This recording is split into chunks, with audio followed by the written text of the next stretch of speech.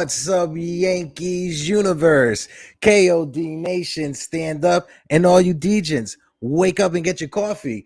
This your guy, Project Nerd HQ, Hector, host of the Yankees Morning Brew. And like I told you guys earlier yesterday, we was going to do a pre-recorded video for Friday. I got a special friend that I want to bring through, introduce you guys. This is the guy that I've been following as a Knicks fan for more than, I want to say, a year and a half. I was able to be on panels on him on the last show that I was a part of, For the Love of the Game. My man, Uncle Foolio, who's a part of the MBK family. And at the same time, he's a friend of mine and he's a friend of ours. So I'm going to bring in my friend Josh, a.k.a. Uncle Foolio. Uncle Foolio, what is good, baby? Salute, Heck. What's going on, man? Pleasure to be here. Thank you for having me on.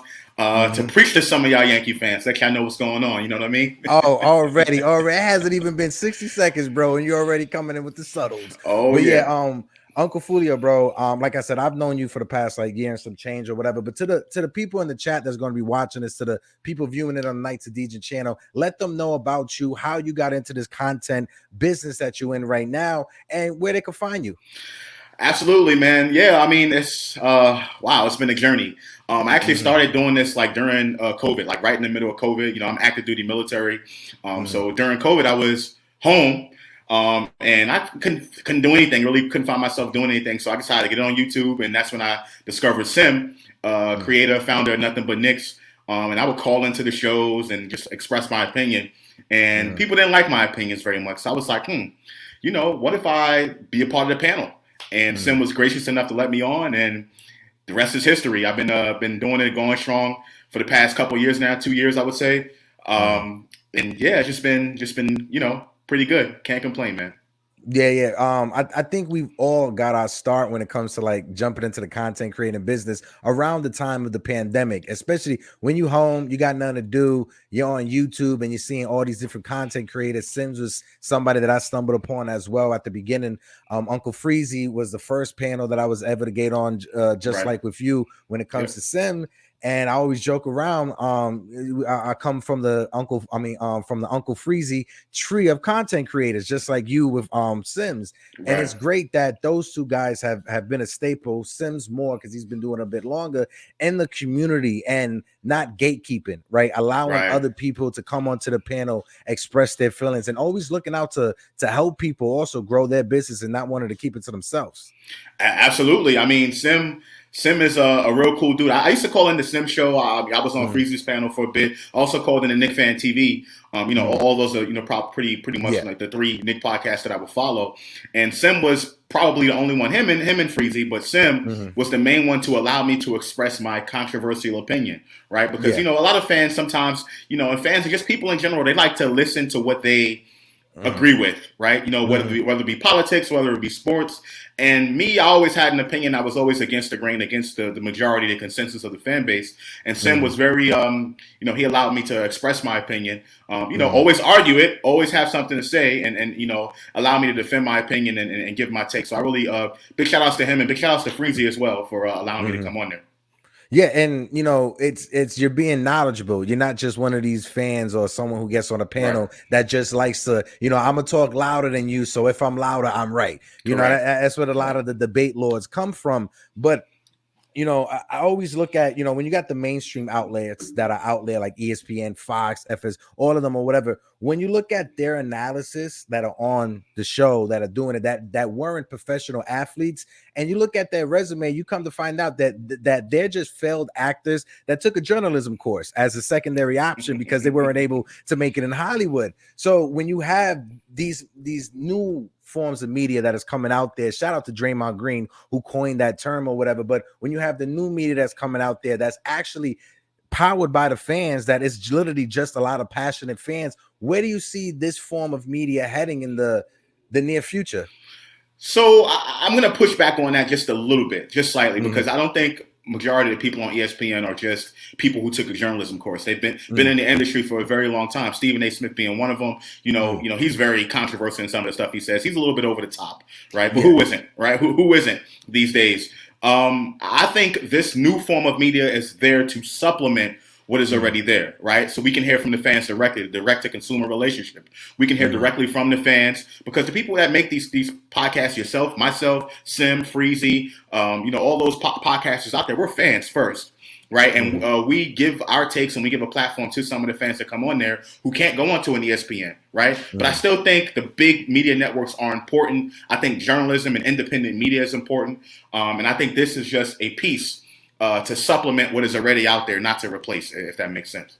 No, definitely, and bro, that's why I love you, Foolio. Like you know how to lay it on a hero better than anyone at a deli store. Like honestly, the way that you're able to spoon feed people certain takes, and you make someone take a step back and actually critically think when it comes to saying it instead of just talking out the ass, right? That's why I've always been a fan of you as Uncle Foolio. But let's just shift it a little bit, right? So of course, with the hat, with the thing in the back, you're a diehard Mets fan, right? Oh, and yeah. That's why I love you as a Knick content creator and giving your takes as a Knick. And I want to see you in this avenue, talk about the Mets, because I know you're very knowledgeable when it comes to every aspect of sports. So first and foremost, what is your take on this season and where the Mets are standing right now at this point? Well, I think this is the moment we've all been waiting for in the Met fan base once Steve Cohen took over, right? You got a guy who has basically an unlimited checking book or a checkbook, right? And he's willing to spend money, and he spent the money this past offseason and the season prior to bring in the talent. The previous owners, the Wilpons, God bless them, but they were unwilling to spend money, and we can all speculate and think about what that was about, right? Yeah. But we got a guy that's willing to spend money, and I've always said, and I'm on record by saying this: ownership matters in sports. It matters in sports. When you have organizations that can't seem to get over themselves, a lot of Knicks, and I'm a diehard Knicks fan as well. I think ownership matters and a change of the culture. I think the owners and the CEOs that run these organizations, their mentality is infectious with the rest of the organization and the franchise who work under them, right? So ever since he's came here, I just been really optimistic. And look where we are now. We're like 99, I think 98 and 50 something. We're going to win 100 games this year. And now we're in a chase to win the division. So I'm really happy about this team. I think from top to bottom, our lineup is pretty good. Pitching staff, absolutely. The Mets is an organization of pitchers, as you know. And I think we're bringing it all together this year, and hopefully we can be able to take this further than October, maybe into November. Yeah, 100%. One thing I've always said, and I think I've said this to you on For the Love of the Game, talking about the Knicks, it's baseball is better in New York City when both teams are at their top, right? When both teams are competing at 100%, they're both one in their division or one in their AL, NL. That's when baseball is at its best. The golden age of baseball was the 1950s when you had the Dodgers, the Yankees, and the Giants always going to the World Series, probably one just missing it, in the NL. But now with the Mets, right, you see now, it was easy for kids like me to grow up and be a Yankee fan, right? Because we had Jeter, the championships, not really understanding what it is. It's just the Yankees are winning. And I'm not going to lie, I fell into that category. But when you're someone who grew up as a diehard Met fan, right? And kids nowadays that are getting to see the Mets and become Met fans when they're winning, not just losing, when they're winning, where do you see the direction of the fandom going in the future? Well, I think, since the Mets were founded, there's been times where the New York was a Mets town. I know a lot of Yankee fans that disagree with that, but in the 80s, the Mets were on top of the town, in my opinion. Not saying that the Yankees were totally bad. I don't think they were absolutely horrendous, right? But, with the Mets winning championships and getting to the pennant, losing to the Dodgers in 88, I think that was a time period where you can legitimately say that it was a Mets town, right? And you think about the early 90s, the Yankees weren't doing so well. Neither were the Mets, and then the Yankees finally, took over the reins again back in '96, and it's been a Yankee town ever since. But I think because the Mets are now in a position where they are willing to spend money, right, not just on advertising, but the players and the type of players that they bring into the organization, managers. I think that the Mets are going to pull some of those fans. Some of these younger fans, younger generation of fans, are going to be Met fans. And I think, it's going to be exciting to watch, and hopefully we can have some of the championships to back it up, because you guys have all of them. So we need to get a piece of that pie. Yeah, I'm not gonna lie, we do have so many, but I would trade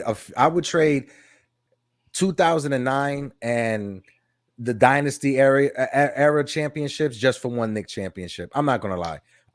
Since being a Knicks fan, seeing them always at the bottom, and like you said, it starts with ownership. It starts from the top down, and just seeing the level of inconsistency when it comes to them. Being a Yankee fan, you feel spoiled. Like, I have conversation with people, and there's a huge faction of Yankee fans that are just arrogant, right? That is just super arrogant. I'm able to say it, that they think that they should win every championship every year and they want to win every game or whatever. And you can't do that, right? If you could take the success that the Yankees had over these past 20 years, and if the Knicks had it, or if another team had it, you'll take that. If you were any organization, if you were the Pittsburgh Pirates, you'd take that. Guarantee. No one championship in 20 years, but always in the playoffs. You definitely take that. But looking forward when it comes to these Mets, because you mentioned Steve Cohen, Uncle Stevie, right? Uncle Stevie. I got a friend, Zook, who's a part of the channel, that he legit follows Steve Cohen's stock portfolio so he can see, all right, he's going to spend this money next year and the year after. Like, he legitimately follows it. He created a computer algorithm just so he could follow it. That's how much of a diehard Mets fan he is. Going forward for next year, right? There's Aaron Judge obviously would be a free agent, but who would you rather have? This is a question I want to impose. Aaron Judge or Shohei Ohtani? Because the rumors with the Mets going after Ohtani this offseason, I think that would be a perfect place for him to land. But you being a Mets fan, you being Uncle Foolio, let me know which play would you want?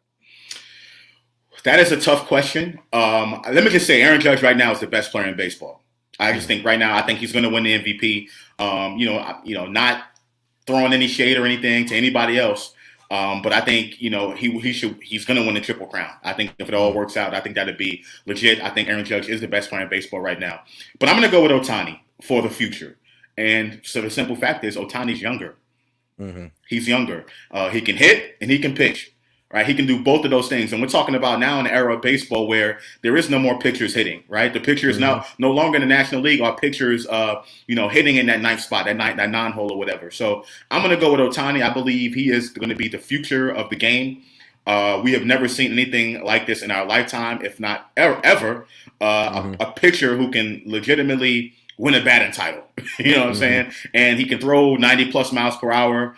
From Japan. Lefty,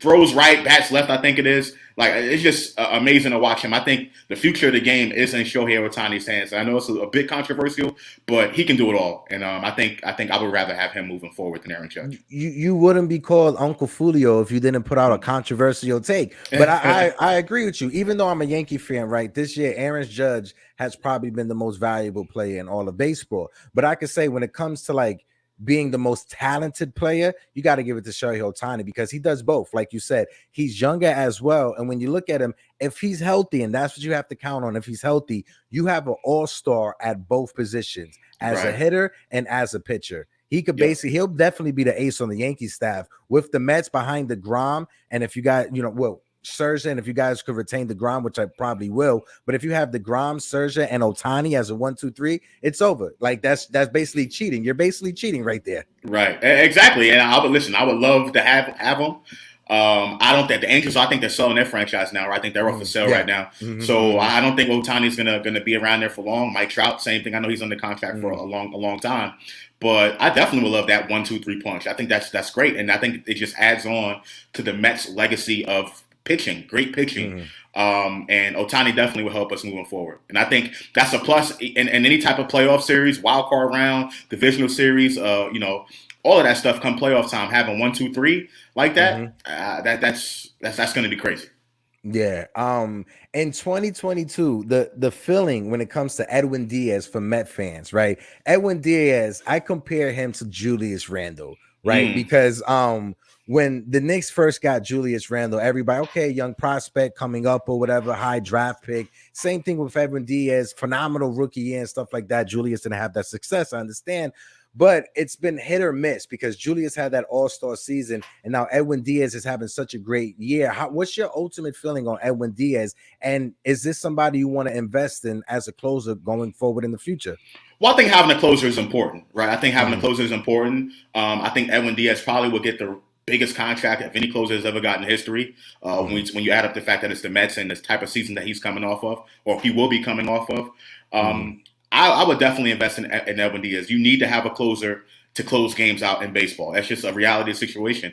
Gone are the days where you're having pitchers go into the 7th, 8th innings. Yeah. You don't see that anymore. So you need a guy who can go out there and throw, unhittable stuff in the 9th inning. You guys had one for 20 years, Mariano Rivera, right? You guys had that, and it was just there. And he had that one series where he lost in the World Series off a bloop where the Gonzalez guy jammed or whatever. But you knew that was the guy you were going to. Right at the end of games, unhittable stuff. One pitch that was unhittable. Edwin Diaz is kind of in that same realm for me. Someone who can come out there and your team is up by a run. They need to get out of a spot. He can go out there and get 4 outs for you. He can get 3 outs for you. He can go 2 innings for you. That's someone I think we need. And I would definitely love to have Edwin Diaz back next season. And I'm so jealous, bro, of that trumpet, bro. I'm so jealous of that, and that's literally the best entrance in all of baseball. Even in history, I want to say, because Enter Sandman was awesome and stuff like that, but it's the flair, it's the demand, and then the Mets buying into it, bringing the guy to the stadium to play it at the stadium. I thought that was the best thing ever. I've been to different minor league games this season. The Tampa Tarpons with the Yankees, the Brooklyn Cyclones. Hands down, the Mets as an organization from the top to the bottom, they know how to be engaged when it comes with the fans. They are very fan engageful. And as a Yankee fan, I'm super jealous, bro, because it's always just corporates, being corporate. Everything has to be by the button. You got to be clean cut and everything like that. And that's tiresome after a while, right? What's your thoughts when it comes to that between the Mets and the Yankees? Well, again, I think it goes back to ownership. I think ownership matters, particularly the Mets have an owner who's a fan. Been a fan of the of the team since he was a kid, right? So I think that matters. Not saying that the Steinbrenner kids are not fans, right? But I just think the Yankees have been caught in this whole corporate mode for the longest period of time, and they've been winning. So what can you really tell the organization? Even if they haven't won a World Series in a while, they've been to the playoffs almost every single year, right? What can you really tell them? You can't really tell them anything different, and fans are going to show up to the ballpark no matter what. Yankee Stadium's always going to be sold out. So, I mean, listen, I totally agree with you. It's just that I think it's going to be very difficult for the Yankees at this point to kind of change that and kind of go into more of a fan-oriented type of organization based on the history and based on the recent success that they've had. Yeah, no, 100%. I agree with you. I want to ask you, because now baseball they're introducing this weird format for the playoffs. This is the first time we're seeing it, 3 wild cards in each division. I honestly think that it adds so much more parity to baseball. I was tired of seeing teams in June trading away their best players to the top 1 or 2 seed or waiver trades and stuff like that. It was very annoying, and it wasn't that much competition. Now you see the AL East with the Yankees. You have every team over 500 except for the Red Sox. You got Tampa Bay, Toronto, and the Orioles fighting for a wild card spot, which is very weird. And then look over to your division. The Mets and the Braves, if they were in the American League, would still be number 1 and number 2 in our league over here, over the Astros. Well, I can't stand the Astros, so that's why I'm saying that. But for many reasons. Yeah, for many reasons. But what's your thoughts on the Mets and the Braves, their rivalry this season? So to answer your first question or to your first point in regards to baseball changing up the format, I think 3 out of the 4 North American sports leagues have done that recently, right? Just to add more parity to the playoffs, and not to mention college football is coming out with it. They're going to expand their playoffs, right, to give more teams a chance to kind of knock off the number 1 seed, because it's been that way for so long. But the Mets and the Braves, I mean, this is the biggest rivalry in the NL East. Right, the Braves are a recently successful organization. Obviously, they won the World Series, right? But they have pretty much been dominating the division for the last 25 years. If you look at the amount of division crowns that they have, right? And I remember when they had Chipper Jones, and he used to beat up on the Mets all the time. And then you look at Tom Glavine, Smoltz, and Greg Maddux, and things of that nature. And now the Mets and Braves are at it again. Right. So I think it's fun. I think it's really good for the sport. And now, look, we got how many games left? 5 games left to go in the season. And these teams are 5 to 6 games. And these teams are still battling to the last game of the regular season for that division crown. The loser plays a wild card round. The winner has a bye. I think it's phenomenal for the game of baseball. And I'm excited to be a part of it. And, I know the Mets are going to win 100 games, but I really want to win that NL East crown. Definitely want to win that. I definitely think that you guys will have it locked up. When it comes to the division, you're definitely going to win 100 games, and you're definitely going to lock it in.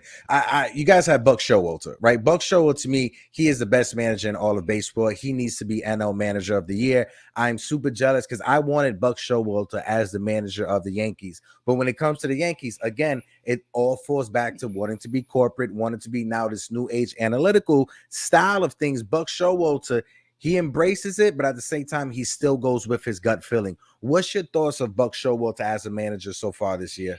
Oh, I love him. I love him. I mean, I think he is a player's manager. He's old school, but he's a player's manager. I think he's open to the analytical side of things. I think he studies the game very, very hard and very meticulously, and he knows how to push the right buttons. He hasn't made too many wrong decisions this year, if any. So I think he's done a phenomenal job with this roster, with this club. And I think the Mets and some of the younger players that are going to be here for a while are definitely going to benefit from having him at the helm, for sure. Yeah, when you look at this Mets team, right? Because I want to ask you about two players going forward. Of course, Pete Alonso is a franchise player, right? He's a face of the franchise when it comes to the Mets. What's your thoughts on seeing Pete Alonso over these past few years coming as a homegrown talent? Because deep down, we always love to root for our homegrown talent. We got Knicks fans that still want Frank Ntilikina to be the point guard on this team. Let's not even get started there. Right. But for Pete Alonso as a homegrown Met, how do you feel about this? Is he the best Met prospect that you've seen come up, or is David Wright still has that title? No, I think it's Alonso. I think Alonso already, he's broken some of the single season records. We're talking about home runs. We're talking about RBIs. Pete Alonso has that record already, and I think he's got a big payday coming whenever his contract is over with. I think he's going to be a career Met. He's a very kind of quiet kind of guy, kind of like similar to Derek Jeter, doesn't really go out and party, never in the tabloids, never in the headlines. I think he's a perfect kind of... He ain't Matt Harvey. Well, yeah, he ain't Matt Harvey, right? But I think Pete Alonso is the perfect type of athlete for New York, for the New York media. Very grounded. He's a power hitter, which the Mets haven't had in a really, really long time. A long-term type of power hitter. We had Cespedes for the 1 year or 1.5 years or whatever. But I think Pete Alonso is going to be a career Met, and hopefully we're able to keep him. Unlike we've been able to do before with some of our players, with Strawberries and the Goodens and all of that stuff. I don't want to get into that too much, but you get my drift. Yeah. The reflection and looking back on the Francisco Lindor trade and contract, how do you feel about it, especially seeing the success that Andre Jimenez is having with the Guardians and Ahmed Rosario as well, who's damn near 290 hitter on the season? What's your thoughts on it looking back on the trade? Are you happy with Lindor going forward? How do you feel? Well, looking back on the trade, I was a little bit apprehensive about it just because I seen what Jimenez was bringing to the table, at least like starting off. But I think Lindor is different. He's that difference maker. The Mets were lacking that type of player for a very, very long time via trade. Someone that you sign to a long-term contract. He's going to be here playing that shortstop position. I mean, this year I don't think he's missed a game. I don't think he's missed a game at the shortstop position. That's very important. You have that piece of your defense locked up for a long period of time and hitting. He's had a bounce back season from what he did last year. And I think, type of player he is, he's been to a World Series with Cleveland. I think he is going to be a pillar of this organization for at least the next, 7 to 8 years, at least, and hopefully more. He can retire here as a Met. I really like Lindor a lot. Yeah, and he's Puerto Rican too. He's Puerto Rican, so there's that part. I was just about to say, bro, that's somebody I can't boo. Like when I was at Yankee Stadium, I was with actually John from Still Knicks fans, Ron and John. I was with John at the stadium watching one of the Subway Series games at Yankee Stadium, and when Lindor came up, I was like, I can't boo him. Like Lindor, I just can't boo him. Like he's a player that you just can't hate. His energy that he brings to the field, his interaction with the fans. That's one thing that's a big takeaway with me. He's legit there to sign. Even last year when he had his up and downs, the whole Javi Baez situation, he was still out there signing autographs for the fans and stuff like that. And you've had a lot of Met fans that it was like a love-hate relationship, but they came around to supporting him and loving him. I feel like the overall for Met fans is they fully support Lindor and happy he's here. What's your thoughts? Yeah, I mean, I agree with that. Listen, anytime you boo the fans or or you put the thumbs down and all of that stuff, especially in New York, is not going to go over well with the fan base, particularly if your team isn't winning, right? We've seen the same thing happen with Julius Randle, and last year the Mets had a lead, and then they wound up losing it in the second half of the season, and that's when the whole thing kind of transpired with Lindor after he just got here. So it wasn't the greatest of first impressions for the fan base, but I think over time, the New York fan base is forgiving, right? If the team wins, I think all that stuff kind of goes out the door, right? And I think Lindor is definitely going to benefit from playing in this market. Like I said, Puerto Rican guy, obviously big, Puerto Rican population in New York City, right? Big Puerto Rican population that are Met fans. So I think he'll benefit here, and I think he is going to be tremendous for us moving forward. Tremendous. Yeah. I want to ask you as well, when did your fandom begin for the New York Mets? When can you say that you remember you indulging in this and this becoming a passion of yours as a Met fan? Well, let me just show my age a little bit. I just turned 30 last month, right? I just turned 30. Oh my God. I'm 33, my guy. Everyone says it. Everyone's like, oh, Josh, you're young. You don't know anything, And I started watching sports, period, in general around 1999. So that's when I became a diehard Met fan, diehard Knicks fan. I just love the colors, the orange and blue. I loved them. The Mets were wearing black at the time. They had the black home jerseys. And I just fell in love with that. And then we had Piazza and, all those guys from back in the 2000 type team. And I just kind of fell in love with them at that point. And then, the 2000 World Series against you guys, obviously. And then 2001 after Piazza hit the home run after 9/11, it just kind of became my team. And I started rooting for him ever since. We haven't had that much success since then. I know there was the 2006 team that went to the NLCS. And then the 2015 obviously going to a World Series. But in between, it really hasn't been that much success. But I just fell in love with the colors, fell in love with the fan base. The Yankees were winning a little bit too much for me, and kind of Yankee fans kind of turned off my fandom from the Yankees. I never hated the Yankees. I just want to put that out there. I never hated the Yankee organization. Back in 2003, when they played the Red Sox and Aaron Boone hit the home run, I was like cheering up with him. I stayed up and watched that game that night, and then everything that happened that year with the fights in the bullpen with Jeff Nelson and all of that. I used to love that. That was great for me. That was great television. And them being a New York team, I just had to support them. They're still New York. But at the end of the day, I was always rooting deep down for the Mets to be successful. And, they gave me something to cheer for this year. So I'm excited about that. Yeah. And you said it, and specifically in Brooklyn, right? There's a big Caribbean population that are diehard Met fans, right? My grandfather, when he came over from Trinidad, that was one of the first teams he started watching in the 70s was the New York Mets, right? Yep. Diehard Met fan to the day that he passed away. Rest in peace to my grandfather. Yep. But you said it. It's for some reason the underbelly and the underdogs of New York City gravitated to the Mets, right? I would say the majority of the Yankee fans are outside of the city. They're Westchester, they're Long Island. They're not in the city. They're not the normal coat strappers that get the coffee at the store and the butter roll on their way to work, right? That those are Met fans, and I can say that as a Yankee fan. But when it comes to the rivalry, like I said at the beginning of the show, it's so much better when both teams are doing good, right?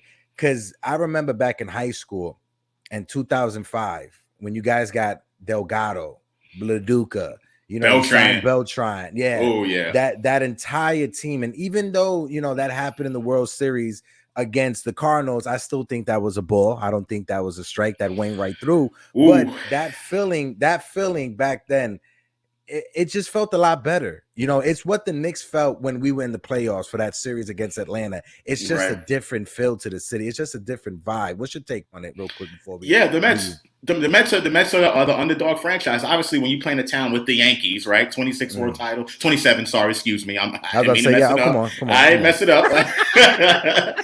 Obviously, when you play in that kind of town, you're gonna be the little brother, right? And then you've had the mishaps not just on the field but off of it as well. The Bernie Madoff scandal and the different things that's happened with the Mets organization in and outside the locker room. You're the joke of the town. You're the there's the heritage franchise, as Max Kellerman put it, and then there's the baby brother, right? And I think the Mets for so long have been that. Now I think the playing field is much level. Because now you have an owner that's willing to spend money. He's willing to spend more money than the current Steinbrenners, the kids, right? Yeah. So, and that's the crazy part. I never thought I would ever experience something like that. I always thought the Mets would be kind of, not spending money. But now you got a person that's willing to spend money just as much as the boss did, rest in peace to him. So I love it. I love the fact that the Mets are now starting to take over some of this town, and we just got to get that championship, like I mentioned in the beginning. Got to win that one. Steve Cohen's pockets, they're so deep. Like Steve Cohen's made the Mets Walmart and the Yankees a Dollar General. Like that's what it is right now when it comes to that. And I'm just so scared because I when it comes down to it, there's two things I'm afraid of. Judge going to Boston and Judge going to Queens, right? If I had to choose, where would I rather him go? I'd rather him go to Boston because I cannot deal with you, who's a Met fan, who's my mother, who's a Met fan as well, and having him being in the same city, especially next year, because Major League, they're switching up the schedule for next year. It's pivoting more in a they go to remove the AO and the NL, which I don't think they should. And if they do, let's entertain a new conference because every other sports league has done it, like you mentioned earlier before. But what's your thoughts on him with Queens and or Boston and what I just said right now? I think if he goes to, I don't think you want him to go to Boston. You play Boston. Listen, you guys play Boston more than you play us. I think the interleague play used to be 6 games a year. Now we're gonna play you at the same amount of time. Like they're gonna make sure everybody play. Yeah. Wow, I didn't know that. This is news to me. I didn't know that the baseball was gonna do that. I think that's wow. That's crazy. I can't see Judge in the Red Sox uniform. I can't see that. I just can't picture that. I can't see him in the Met uniform. I really just envision him going back to the Yankees. If he does go to Boston, though, he is going to hit a ball through the Green Monster. Not like over it, but like through it. Like, you know what I mean? Yeah. Like, that is, that'd be scary if he goes there. I mean, they can use him. They can use him. They don't have anybody right now. 81 games in Boston, that Barry Bonds record is definitely going to be a threat. He's definitely going to try to come for that Barry Bonds record. But Foolio, I don't want to hold you for that much longer, brother. I appreciate you for taking this time out of your day. Like you said, you are a busy man. You have so many things going on. Appreciate you for your service. Like I always tell you when I see you, brother. Again, let the people know where they can find you via your Twitter and via your YouTube. Yeah, so Josh, aka Uncle Foolio, if you want to follow me on Twitter, my handle is Uncle Foolio, right? That's very simple enough. I post mostly stuff about the Knicks and the Mets, what's going on right now. And I also post some Giants stuff on there as well. I'm a big-time Giants fan as well. So Uncle Foolio is where you can find me on Twitter. As far as YouTube is concerned, I don't have my own channel. However, I do have a segment on the Nothing But Knicks YouTube called The Controversy. I'm planning on doing an episode this weekend, probably either tomorrow or Saturday, depending on how the storm hits and when I'm free and stuff like that. So that's going to be my first episode of the year. I'm going to have a special guest on there, and we're going to talk about this upcoming Knicks season. And any of the rest of my shows, I have guests on there from time to time, just debating. I like having that one-on-one setting where I can be able to debate and discuss, friendly, of course, my takes on the Knicks and challenge other people's takes or hyperbole. So that's where you can find me on Nothing But Knicks channel on YouTube. I appreciate you, Uncle Foolio. You be safe, God, and make sure you're safe in that storm, brother. Absolutely. Will do. Take care, Hector. Thank you. Peace out, Yankee fans. Later, brother. Later. That was my guy, Uncle Foolio, Josh. I love that man. He's a dope content creator, and at the same time, he's just a dope human being when it comes down to it. But guys, I appreciate you guys tuning in. This is a pre-recorded episode. This is the first time I'm doing one of these pre-recorded things on the 9th of Dejan. Look forward to seeing a bunch of these going forward, especially when the off season coming around. I'm gonna have a lot more pre-recorded videos. But guys, this is your guy, Project Nerd HQ, aka Hector, host of the Yankees Morning Brew, and we are out. Peace.